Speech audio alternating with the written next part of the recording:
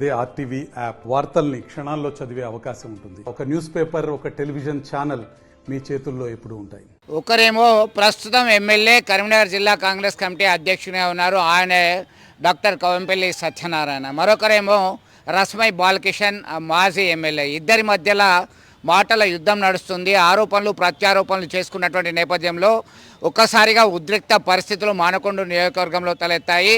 వివరాల్లోకి వెళ్తే కమిషన్లకు కక్కర్తుపడి అనేక అవకతవకలు చేస్తున్నారని చెప్పి ఇటీవల కాలంలో బీఆర్ఎస్ నేత రస్మై బాలకిషన్ ఎమ్మెల్యే కవంపల్లి సత్యనారాయణ మీద సీఎం రిలీఫ్ ఫండ్కి సంబంధించి అలాగే లెటర్ ఆఫ్ కాన్సెంట్కి సంబంధించి కమిషన్లు దండుకుంటున్నారు, అనర్హులకి ఇచ్చుకుంటూ అందులో వాటా పొందుతున్నాడని చేసినటువంటి ఆరోపణలకి కాంగ్రెస్ కార్యకర్తలు అలాగే ఎమ్మెల్యే తీవ్రంగా స్పందించడం జరిగింది.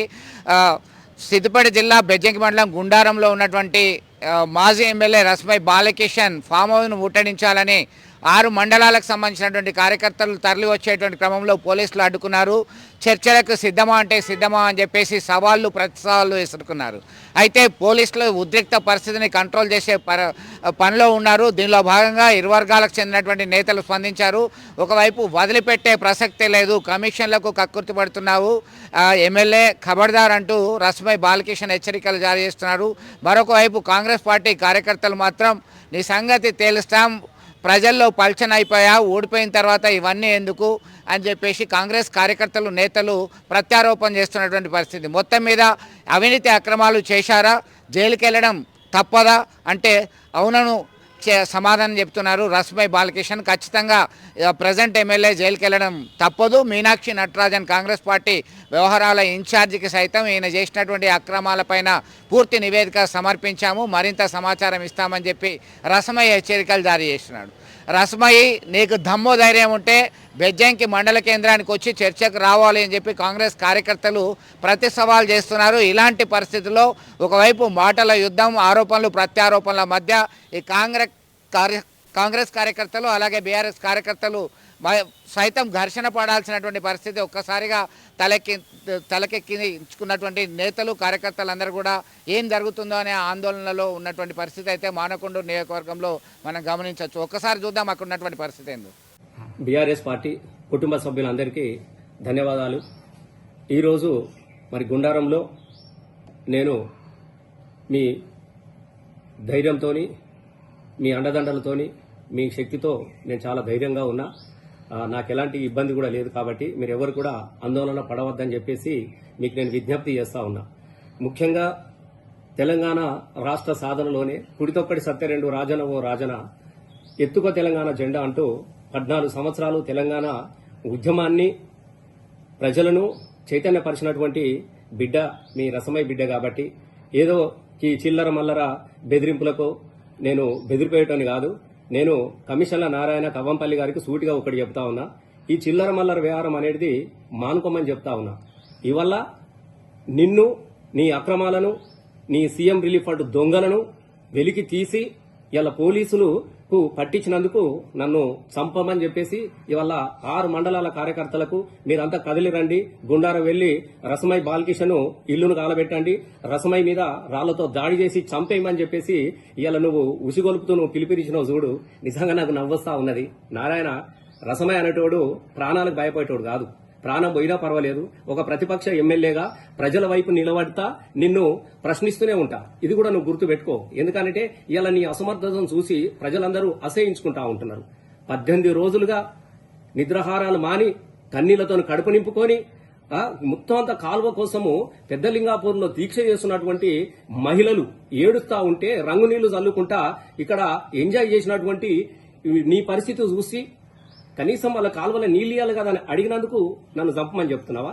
పంట పొలాలు ఎండిపోతా ఉన్నాయి. పైన ఇలా గుండారం పరిసర ప్రాంతాలన్నీ కూడా పాపము ఎకరాల కొద్ది పంట ఎండిపోతే వాళ్ళు దిగులుగా ఉన్నటువంటి రైతుల దగ్గరికి వెళ్లి మీరు ఐదేరే పడకండి అని చెప్పేసి ఇలా ఎస్ఎంఎస్ కాలువ రంగనాయ సాగర్ ద్వారా హరీష్ అన్నకు ఫోన్ చేపించి ఇలా వాళ్లకు నీళ్లిప్పించే ప్రయత్నం చేసినందుకు నన్ను చంపమని చెప్తా ఉన్నావా?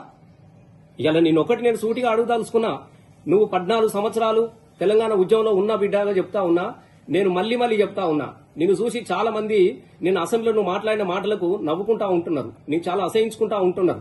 నీ పరిస్థితి ఏం చక్కదనం లేదు. కాబట్టి ఇలా ప్రజలందరూ ఎక్కడ పోతే అక్కడ నేను తిడుతా ఉన్నారు.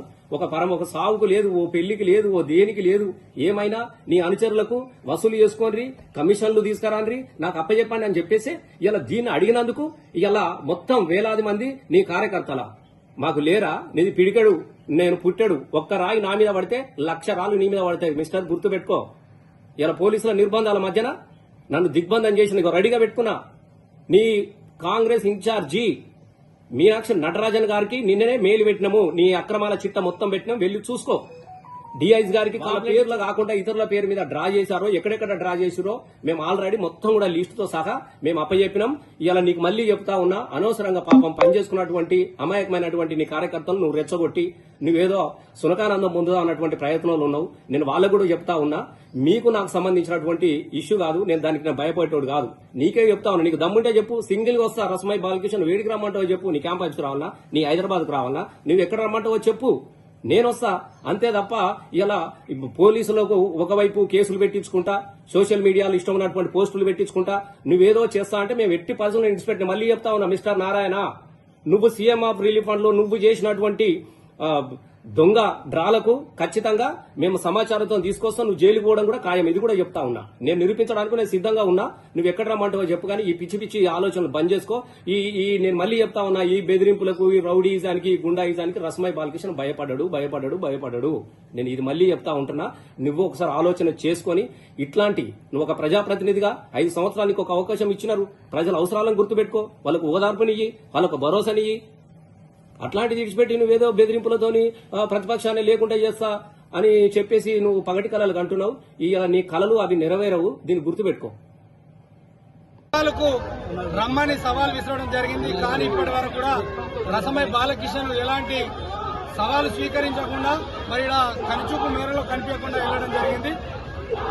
రసమై బాలకిషన్ గారు, మీరు చేసినటువంటి అసత్య ఆరోపణలు ప్రజలకు తెలియజేయడానికే మేము ఈ ప్రోగ్రాం పెట్టుకున్నాము. ప్రజలలో పలచనైపోయారు, మీరు మీ వ్యక్తిత్వాన్ని కోల్పోతుండ్రు. దయచేసి ఇకనైనా చెప్తున్నాం, ఎలాంటి ఆరోపణలు చేసినా నీ ఫామ్ హౌస్ లో ఉన్నటువంటి అవినీతిపై మేము దాడికి కూడా సిద్ధపడతాం. ఎలాంటి కవ్వంపల్లిపై ఎలాంటి ఆరోపణ చేసినా ఈ రోజు నుంచి నిన్ను తరిమి కొడతామని హెచ్చరిస్తున్నాం. మరి నువ్వు చేసినటువంటి ఎల్ఓసి పైన మాట్లాడినావు. ఎల్ఓసి అనేది కేవలం నిమ్స్ హాస్పిటల్ మాత్రమే ఎల్ఓసి ఇవ్వడం జరుగుతుంది. మరి ఇంకా సీఎంఆర్ఎఫ్ చెక్కుల పైన ఆరోపణలు చేసినావు. నువ్వు నిరూపించు, ఏ మండలంలో ఏమన్నా అవినీతి జరిగితే నిరూపించు, కానీ అనవసరమైన ఆరోపణలు చేసి నీకున్నటువంటి కొద్ది గొప్ప మంచితనాన్ని చెడ్డపేరు తెచ్చుకోవద్దని హెచ్చరిస్తున్నాం. ఇలాంటి చౌకబారు మాటలు మాట్లాడద్దు. ఎలాంటి చౌకబారు మాటలు మాట్లాడినా నీ ఫామ్ హౌస్ లో ఈ రోజు రైతులకు పోయే నీళ్లను కూడా నువ్వు గండి కొట్టి అక్రమంగా నీళ్లు తీసుకుపోతున్నావు. ఆ గండిని కూడా త్వరలో పూడ్చిపెడతాం. నీకు ఎలాంటి సౌకర్యం రాకుండా చేస్తాం. ప్రజలకు అందే నీళ్లను నువ్వు నీ ఫామ్ హౌస్ పెట్టుకున్నావు. అయినా మేము చూస్తూ ఊరుకున్నాం. ఇక నుంచి ఊరుకునే పరిస్థితి లేదు. నీ ఫామ్ హౌస్ లకు నీళ్లు రాకుండా చేస్తాం. ఇదే హెచ్చరిక. జై కాంగ్రెస్. మరిన్ని వీడియోస్ కోసం ఛానల్ ని సబ్స్క్రైబ్ చేయండి. లేటెస్ట్ అప్డేట్స్ కోసం వాట్సాప్ ఛానల్ ని ఫాలో చేయండి. అండ్ లింక్ డిస్క్రిప్షన్ లో ఉంది.